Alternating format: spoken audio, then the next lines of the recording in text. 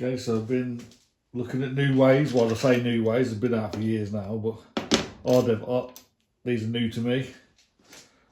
So basically, if you need to extend wires inside of a socket, obviously they've got to be 2.5 for the main wires and 1.5 for the earth.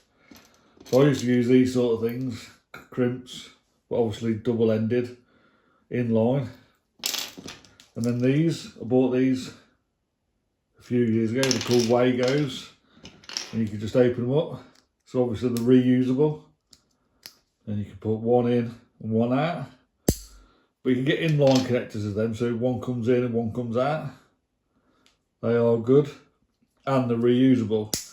But these ones are the new ones that I've been shown recently, and these are good. These are all 2.5. I need to get some 1.5 for the earths.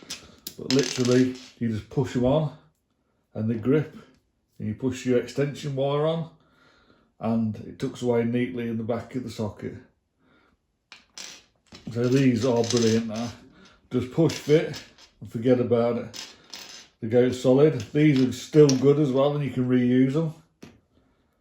And then obviously crimps. It's hard to get your crimper into a socket and crimp them. I used to hate trying to do that. So these are a lot better.